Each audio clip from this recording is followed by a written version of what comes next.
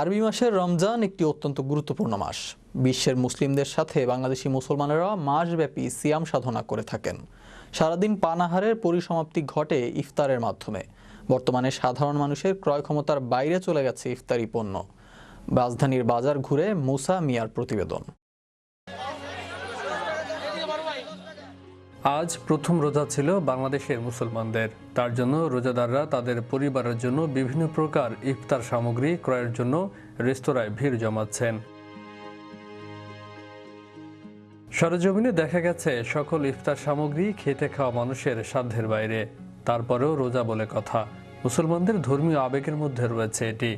তাদের এই ইফতার সামগ্রী কিনতেই হবে, যত দামই বৃদ্ধি পাক না কেন। আমার ইফতারে যা যা লাগে, বেগুনি, আলুর চপ, পেঁয়াজু, খেজুর, যা যা লাগে আমার নিতে হবে, ঠিক আছে। দাম বেশি হইলে আমার নিয়ে আমার বউ পোলাপান খাওয়াই দেবো, নিজের রোজা আছে আরো দিন কর্ম করি, ঠিক আছে। ইফতারি করতে হবে, সব কিছুর দাম ডবল। মনে করেন যাই দাম সব আপনার 120 টাকা দিলাম, হলো 260 টাকা।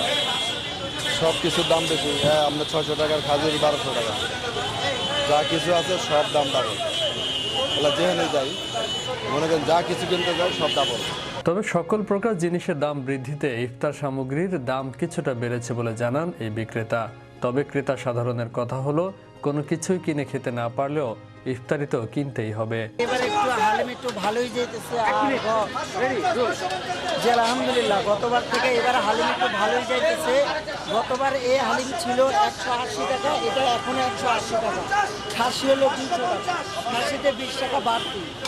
আর তাছাড়া আপনার গতবার এটা ছিল আপনার 250 টাকা, এবার 30 টাকা এটা বাড়তি, এটা 280 টাকা।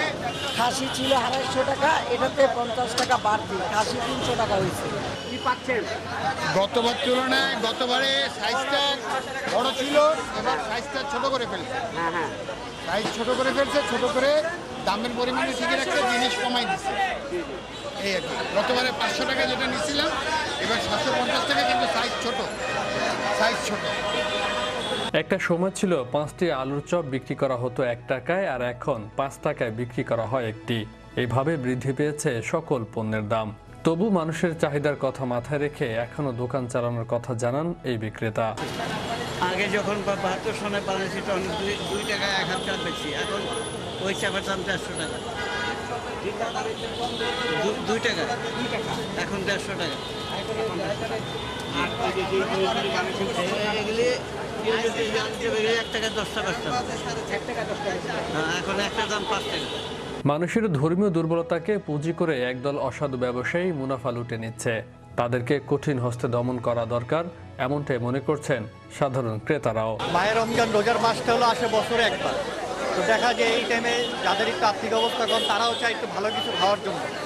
এই দিনটা তো সবসময় মানুষের লাইফে আসবে না যে আমি আজকে এই দিনটা পাইছি, সামনের রোজাটা আমি নাও পাইতে পারি। এই জন্য আর খাবারের তো দাম অনেক বেশি এখন বর্তমানে, এটা যদি একটু কমাই তো সরকার তাহলে খুব ভালো হতো।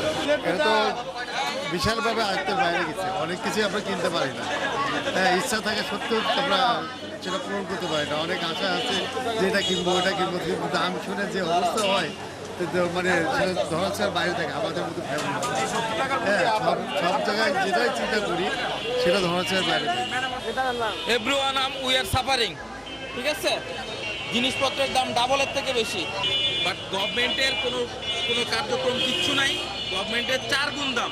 আর সেই সাথে সংশ্লিষ্ট প্রশাসনিক কর্মকর্তাদের দিয়ে সিন্ডিকেট ভেঙে দেওয়া প্রয়োজন, এমনটাও মনে করছেন সাধারণ জনগণ। বিশ্ব বাংলা 24 ন্যাশনাল ডেস্ক।